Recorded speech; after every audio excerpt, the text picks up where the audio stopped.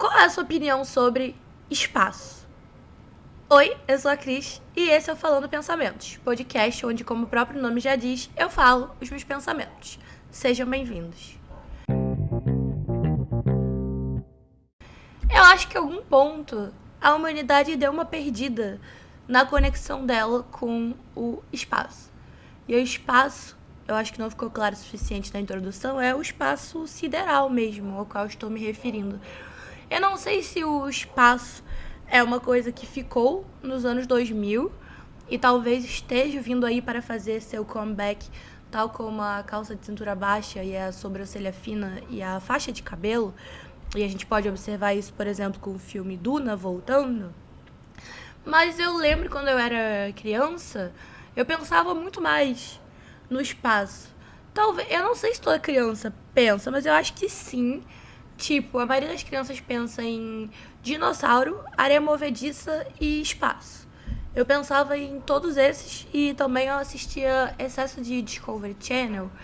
E eu aprendi várias coisas, como, por exemplo, fazer um maçarico usando um desodorante aerosol e um isqueiro, por causa de uma onça pintada me atacar em algum dia que eu me perdesse na floresta amazônica.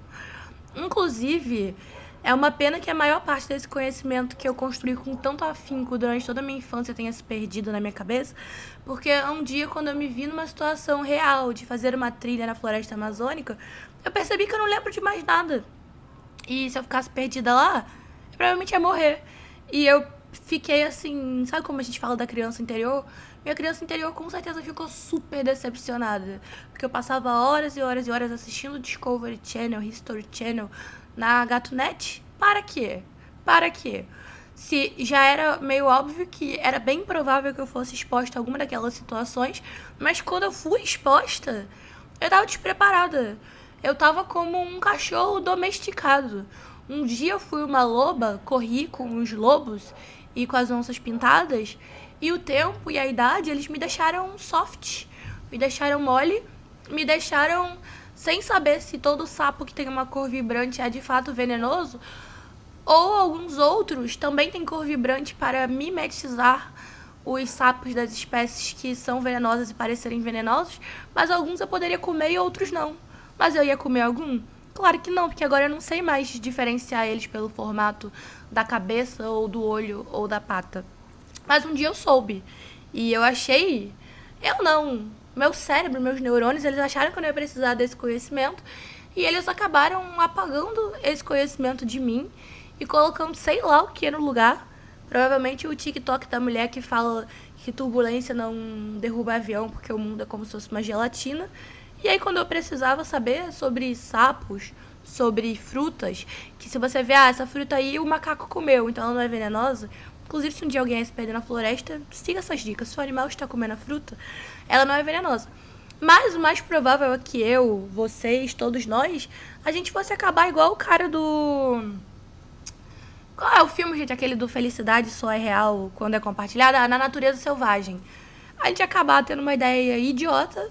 Esse filme mostra bem como é equivocada a ideia de você fazer uma trilha. Porque o cara foi lá fazer uma trilha e ele acabou morrendo porque comeu uma fruta que não era para comer.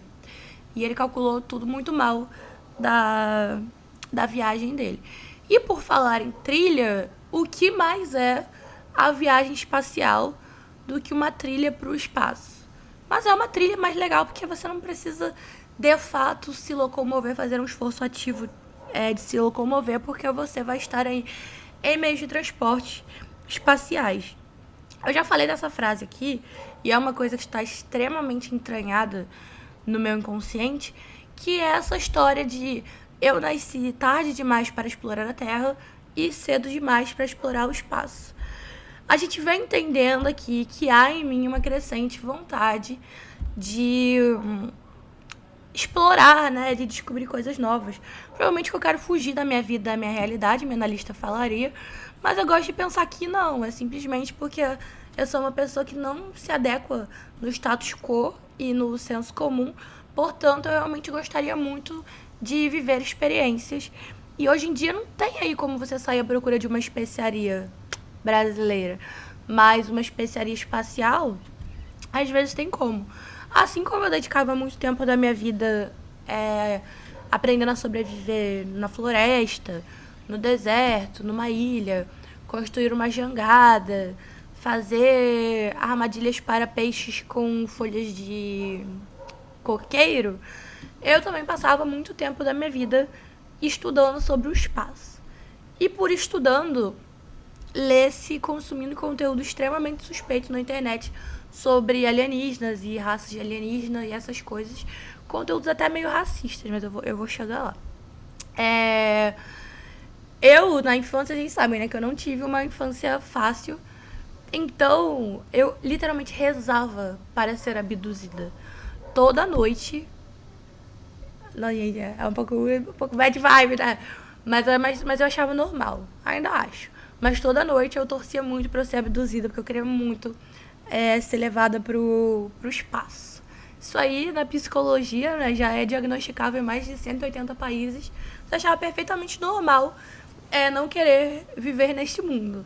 Eu não sei se caracteriza a ideação suicida infantil, porque, por exemplo, uma época que eu tava com depressão, eu não sabia que você querer desaparecer, ou que o mundo desaparecesse, ou caísse um meteoro, caracteriza, ou dormir para sempre, era ideação suicida. Pra mim era só, tipo, querer desaparecer. Então eu acredito eu, que em algum nível, querer que alienígenas te abduzam pode ter a ver com uma ideação suicida infantil, mas tô apenas falando aqui, conversa de bar com vocês. E aí, eu ficava pesquisando muito, e apesar de alguns conhecimentos aí sobre como sobreviver na floresta eu não ter mais, eu ainda tenho alguns sobre raças de alienígenas. Por exemplo, tem os Grey, que são os homenzinhos cinzas, zoiudinhos, como a gente imagina. Eles são super malvados. Aí tem os reptilianos, que vivem entre nós e tal. E tem os nórdicos, porque assim, os nórdicos são uma raça de alienígena, que tem até o Ashtar Shiran e tal, que é toda uma coisa, que eles são super good vibes, anjos. Engraçado, né? Tipo, os brancos são os anjos e os bonzinhos, os cinzas, porque eu não podia falar pretos, né, são os maus. Mas até nas raças espaciais aí tem a reprodução do racismo. Eu ficava extremamente pesquisando isso. Eu ficava extremamente olhando o céu à procura de discos voadores. E eu era obcecada. E aí teve uma época que eu fiquei obcecada por um blog que se chamava o seguinte: Profecias do Ápice em 2036. Eu comecei a ler esse blog em 2008, a gente tá agora em 2024, daí uns 16 anos, né? Onde o cara ainda tá aí, assim, em 2008 faltava muito pra 2036. Agora não falta tanto. E aí a parada toda é que em 2012, que tinha aquela parada que o mundo ia acabar em 2012, o cara dizia que o planeta Nibiru, que se chama... Eu não sei porque eu sei essas coisas. O cara dizia que o planeta Nibiru, ele ia passar aqui, perto da Terra, ele não ia bater. Ele falou, esse negócio de 2012, o mundo vai acabar, mentira, mas vai começar a transição planetária. E aí o planeta Nibiru, ele ia passar e ia começar a transição planetária. E aí, de 2012 a 2036, o mundo só ia se fuder. 2036 veio o planeta, que ele vai dar uma passada, aí, sei lá, a Terra ia mudar a órbita dele, ele, pá, bate na Terra. Aí vem arrebatamento, aí vem erupção vulcânica, vem a porra toda. E eu assim, ó, pá, pá, pá, lendo muito isso. Eu era viciada em ler. Aí ele fazia várias profecias, e era uma coisa meio assim, ele, interpretando as profecias de Nostradamus. Cara, Nostradamus também é outra parada que super caiu no esquecimento. E eu vou precisar da ajuda de vocês pra entender se essas coisas que eu tô falando, elas caíram no esquecimento ou elas nunca foram do interesse de ninguém, apenas meu, de maneira muito específica, eu achava que era interesse coletivo.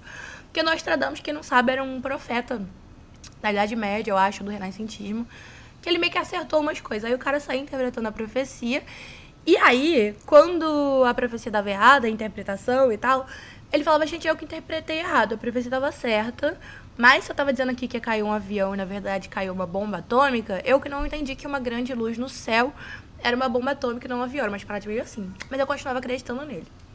Mas aí veio a época da Dilma, e ele...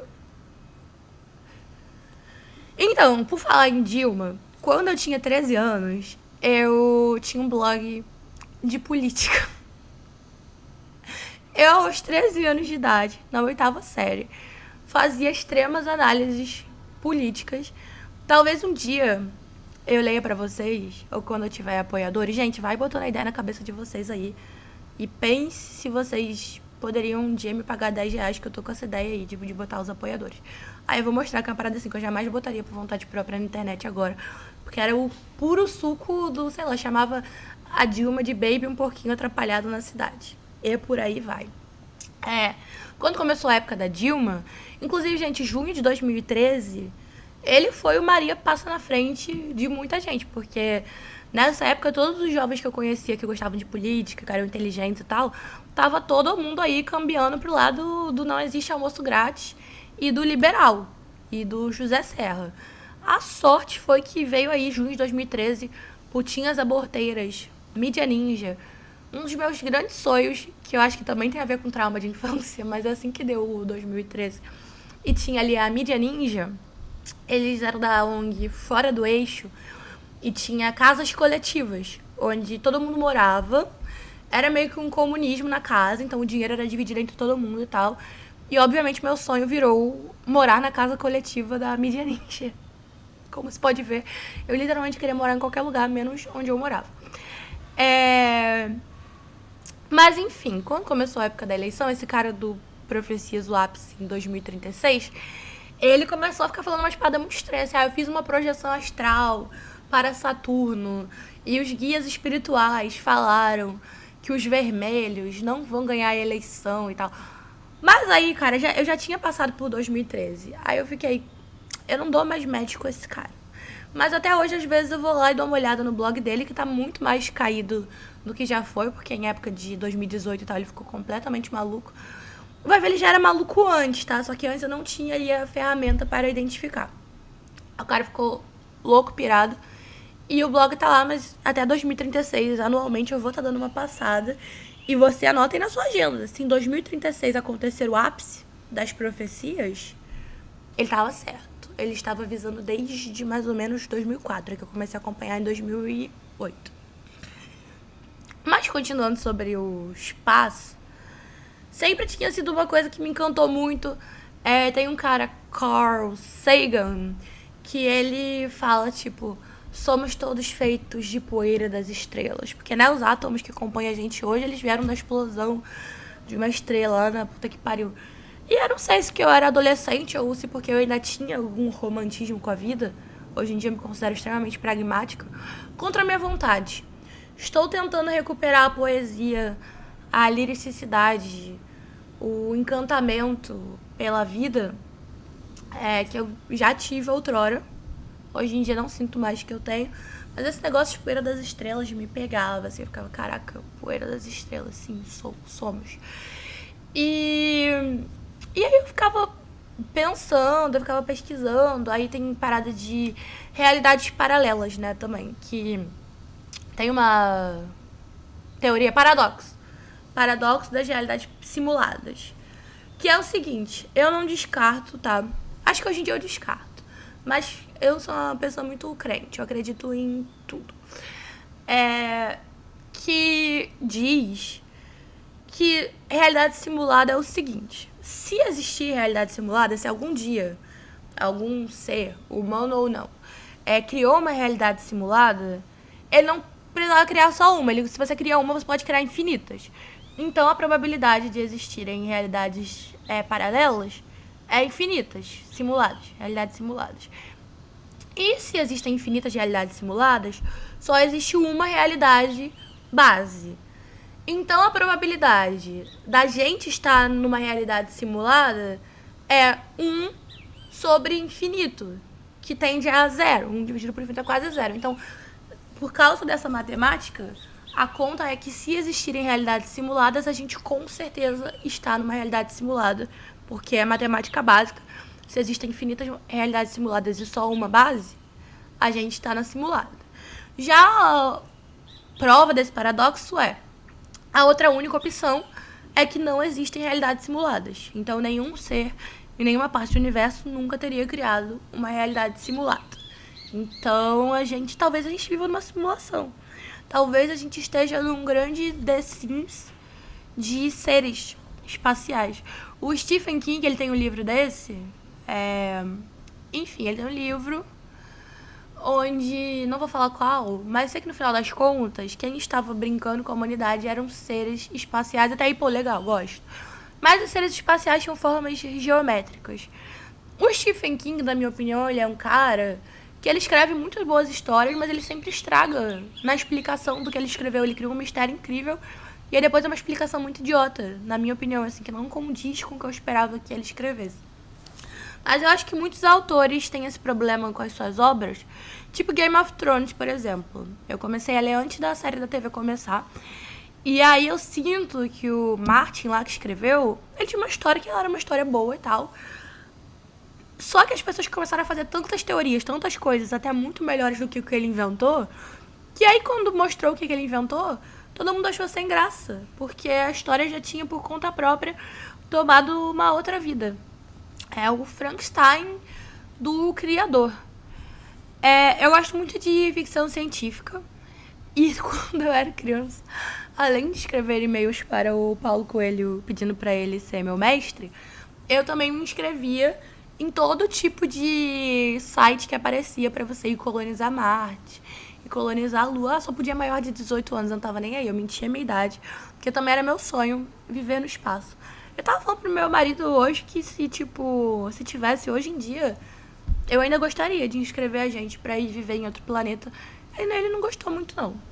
Aí eu falei, pô, você e tal, um engenheiro, vamos abafar que eu também vou ser engenheira daqui a pouco, né? Mas vai ter uma utilidade lá, mas eu, escritora, criadora de conteúdo, vou fazer o que ele não, mas vou precisar de escritores para relatar, né, a vida nesse novo planeta. Eu fiquei, porra, imagina eu ser o Pero Vaz de Caminha de Marte. Seria o ápice. Tipo, eu tenho muita vontade mesmo de ser uma exploradora. E aí eu sinto que a coisa do céu, de entender a nossa pequeneza comparada ao universo, não sei o quê, ela era muito mais presente, tanto na cultura pop quanto na cultura não pop. Hoje em dia as pessoas só querem fazer filmes e livros sobre divórcio, sobre gente se separando. E até, gente, uma coisa que tá me irritando muito, até os filmes de espaço, eles são sobre gente se separando. Você vai lá no filme de espaço, ele não é sobre, vamos ver o que tá acontecendo no espaço. É o pai que brigou com a filha. É um agora que tem do Adam Sandler, que ele tá quase se divorciando da mulher. E aí uma aranha alienígena, que não se sabe se é real ou não, fica dando conselho de relacionamento pra ele. Que é isso, gente? Que é isso? Estamos esperando um outro tipo de filme que de fato aborde o espaço. E aí, coisas também que me incomodam um pouco em cultura pop sobre o espaço. Um dia eu vi uma palestra, eu não sei se era uma palestra confiável ou não, tá? E o cara tava falando que se a gente tem 5 dedos hoje, é porque o primeiro peixe que saiu da água, ele tinha 5 proto-espinhas, sei lá, como é barbatana, e aí virou 5 dedos pra gente. Se tivesse sido diferente, teria sido completamente diferente. Então, se você for uma perspectiva científica, a vida em diferentes planetas ela teria as mais diversas formas, porque tudo depende de como ela se desenvolveu. Então, assim, a probabilidade de ser bípede, a probabilidade de ter uma cabeça parecida com a nossa é muito pequena. E aí, é estranho como a gente imagina os alienígenas muito parecidos com a gente. Eu fico, às vezes, triste, verdadeiramente triste, de pensar que provavelmente no meu tempo de vida eu não vou saber se existe vida inteligente fora da Terra. Talvez nas minhas reencarnações, sim. Ou talvez até eu já reencarne em outro planeta, né? Porque o espiritismo, ele fala que conforme você vai ficando mais evoluído, você vai, eu acho que Júpiter é o planeta mais evoluído do sistema solar. Lá só tem ótimas almas. Cadê essas almas? Eu queria poder ver. Queria que elas me contassem como ela... Eu tenho muita curiosidade de saber como as coisas são diferentes. Porque a gente vive num mundo tão material, tão físico, tão capitalista e tal, que toda essa parte lúdica, essa parte às vezes eu ficava muito tipo, caraca, a gente é o pessoal vivendo num planeta cheio de água, orbitando uma estrela, não sei o que lá. Por que a gente não pode fazer a vida ser legal pra todo mundo? A gente inventou o planeta, a gente inventou o dinheiro, a gente inventou tudo. Por que a gente não pode inventar de uma maneira que fique todo mundo de boa? Isso é uma parada que me pega muito na humanidade, que é... Por que todo mundo tem que fazer questão de tanta coisa? Do tipo... E mais ainda, a gente não poderia caminhar para uma maneira onde cada um pudesse ter ali mais ou menos o que queria. Isso que eu nem vou falar de robôs hoje, né? Porque eu acho que quando começar o negócio de robô, tenho pavor de robô, tá? Por mim, robô humanoide era extremamente proibido, porque o ser humano, ele não sabe. Ele não sabe lidar nem com o que existe aqui. Quem dirá com robô humanoide? Aqueles robôs, cachorros de guerra dos Estados Unidos, o pessoal, ai, que fofinho. Meu filho é um robô. Aí, meu Deus, o cara bateu no robô, eu chorei. É um robô. Ao mesmo tempo, se você bate no robô, o robô se lembra depois, ele vai bater em você. Muitas coisas. E aí é isso, tipo assim, como já disse a música lá do Nando Reis, se o homem já pisou na lua, como ainda não tem o seu endereço. Nunca duvidei que o homem foi à lua. Mas, tipo assim, gente, vocês gastam dinheiro com tanta coisa, porque vocês não ficam voltando lá? Porque também não tem muita coisa pra fazer lá, né? Mas, assim, a gente poderia estar tentando melhor descobrir o que nos cerca e o espaço, e a gente poderia também estar vivendo melhor aqui na Terra. E aí isso me deixa um pouco chateada, para ser bem sincera. Eu gostaria muito que voltassem a fazer séries e filmes de espaço que não fossem sobre amor e que as pessoas no dia a dia, claro, estamos aí tentando sobreviver e tal, né? Mas que a gente pudesse pensar melhor assim, tipo, gente, a gente é poeira de estrelas num planeta.